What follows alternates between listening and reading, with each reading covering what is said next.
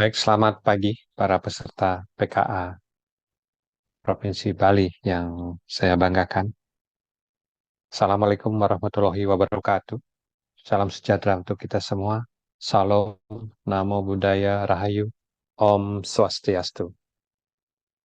Pada kesempatan kini, kita lanjutkan pembelajaran kita pada agenda 3, khususnya tentang mata pelajaran hubungan kelembagaan yang merupakan salah satu materi di agenda 3. Nah, sebelumnya saya perkenalkan diri saya, karena ada ungkapan tidak kenal, maka tidak sayang.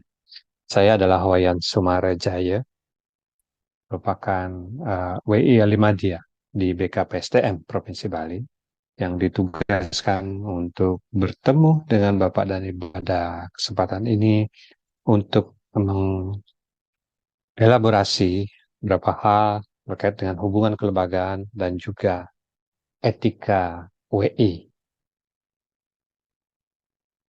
Nah, kalau kita bicara tentang hubungan kelembagaan, maka intinya adalah bagaimana kita melaksanakan kerjasama dengan berbagai pihak, baik pihak swasta, pemerintah, maupun termasuk hubungan luar negeri.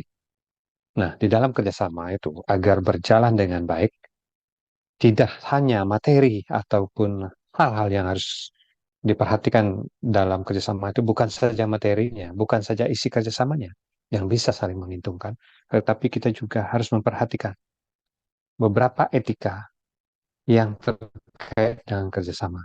Nah, mungkin saya akan contohkan di sini ada beberapa etika WI yang bisa sebenarnya diimplementasikan juga di dalam pelajaran hubungan kelembagaan ini. Ya, di dalam uh, etika WI ada beberapa sebenarnya yang saya sudah rangkum.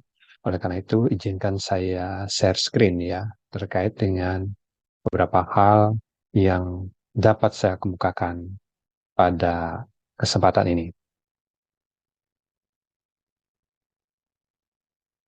Baik, ini beberapa etika WI yang bisa Bapak dan Ibu nanti terapkan juga di dalam uh, memproses atau melaksanakan hubungan kelembagaan ini. Yang pertama tentunya adalah saling menghormati dan menghargai sesama WI dalam proses pembelajaran. Ini salah satu etika WI yang sangat penting sebenarnya, ya. Nah, kalau di WI itu ada berbagai tingkatan ataupun golongan WI dari Tama, Muda, Madya, dan juga utama. Nah, di sini perlu saling menghormati. Nah, kalau terkait dengan hubungan kelembagaan atau kerjasama kelembagaan, tentu saling menghormati ini juga sangat penting. Ya. Kemudian yang kedua adalah etika berperilaku profesional. Artinya seorang WI bisa bersikap secara profesional, ya, baik dalam berkomunikasi, berinteraksi, ya, bagaimana menyampaikan suatu pendapat, menyampaikan materi secara santun, secara jelas, dan juga di dalam bergaul sama WI.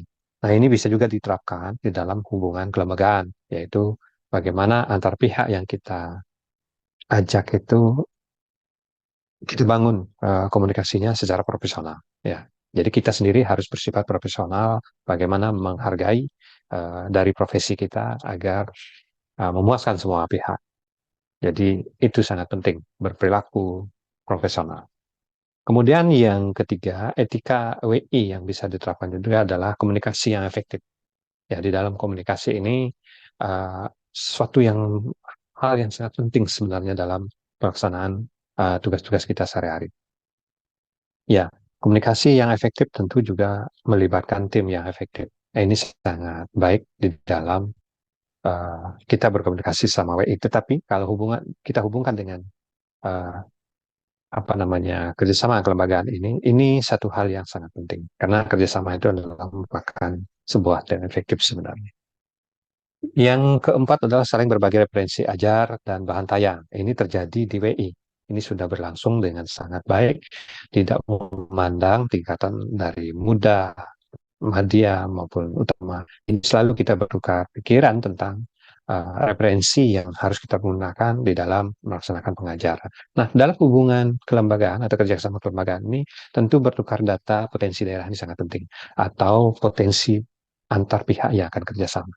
Ini perlu ditekankan sekali karena itulah dari inti dari sebuah kerjasama nanti.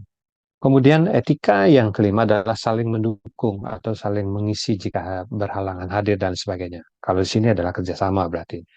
Bagaimana ada tepos liro ya istilahnya kalau dalam hal Jawanya itu kita hubungkan, saling membantu, kemudian ada yang terlambat ya agar kelas tidak kosong maka perlu diisi secepatnya. Nah itu. Kemudian yang keenam, etika WI yang keenam adalah mengembangkan sikap dewasa, lebih tenang dan persuasif agar lebih terbuka dalam dinamika perubahan sehingga menjadi role model. Nah, ini maksudnya bagaimana kita bisa bersifat tenang, dewasa, kemudian persuasif ya. Terutama jika terjadi konflik ya.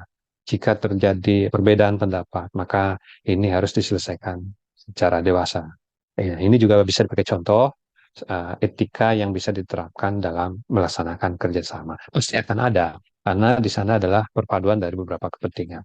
Oleh karena itu, sikap kedewasaan ini sangatlah dibutuhkan.